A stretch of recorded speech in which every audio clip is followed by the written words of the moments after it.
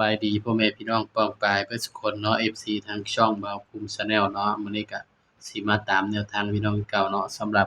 หวยลาวพัฒนาเนาะครับเนาะของงวดวันที่30เนาะเดือน12 68เนาะพี่น้องเนาะสำหรับ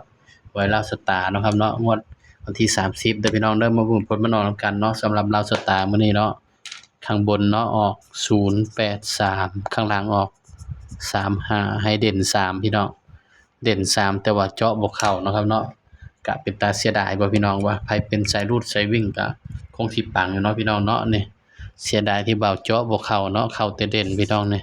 สำหรับตัวเด่นนี่เข้าบนเข้าล่างเลยเด้อพี่น้องเด้อนี่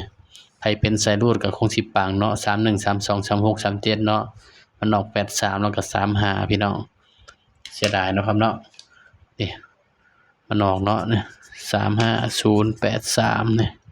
เสียดายพี่น้องนะเพราะฉะนั้นเราก็ไปกันต่อเนาะพี่น้องเนาะของงวดวันที่31บาดนี้เนาะพี่น้องเนาะ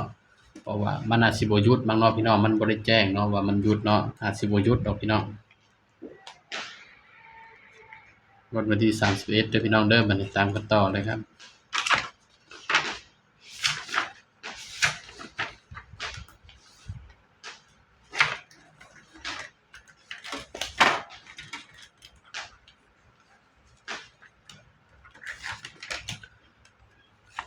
อันนี้คือหวยลาวสตาร์เนาะครับเนาะ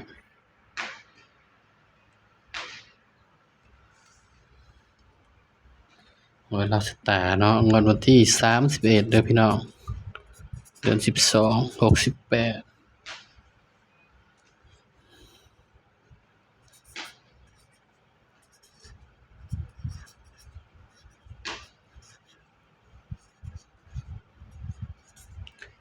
ลาวสตาร์เด้อพี่น้องเด้อนี่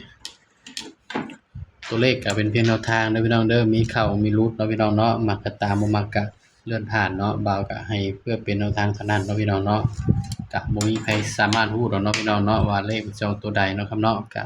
ให้เพื่อเป็นแนวทางเนาะก็เอาไปเปรียบเทียบกันเบิ่งเนาะครับเนาะสูตรของบ่าวก็บ่ได้ซ้ำไผเนาะพี่น้องเนาะสูตรสำหรับสูตรกันเนาะพี่น้อง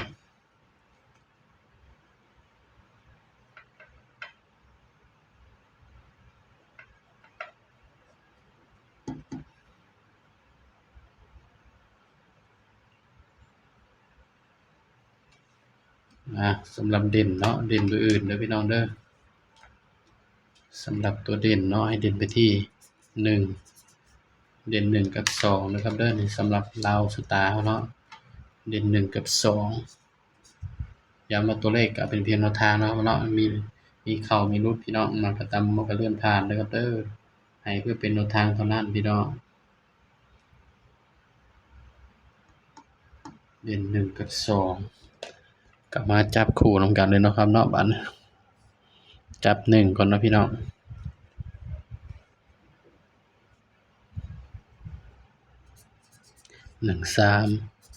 14 15 16อันนี้9ระวังไว้นำเด้อพี่น้อง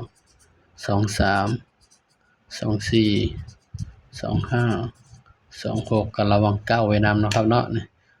สำหรับเด่นเนาะบ่าวก็เด่น1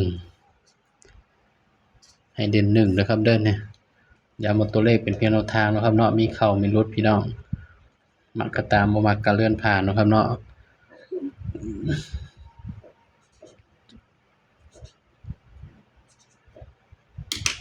สำหรับ3ตัวเนาะ426 427กันขึ้นแต้ม1เนาะพี่น้องนี่ก็เป็นเพียงแนวทางเนาะครับเนาะมีเข้ามีหลุดเนาะพี่น้องเนาะสำหรับแนวทางของเราสตาร์เนาะสำหรับคลิปนี้ก็ฝากพ่อแม่พี่น้องป้องปรายเบิดสุกคนเนาะช่วยกดไลค์กดแชร์กดติดตามช่องบ่าวภูมิ Channel นี่เด้อพี่น้องเด้อสำหรับคลิปนี้ก็สวัสดีครับ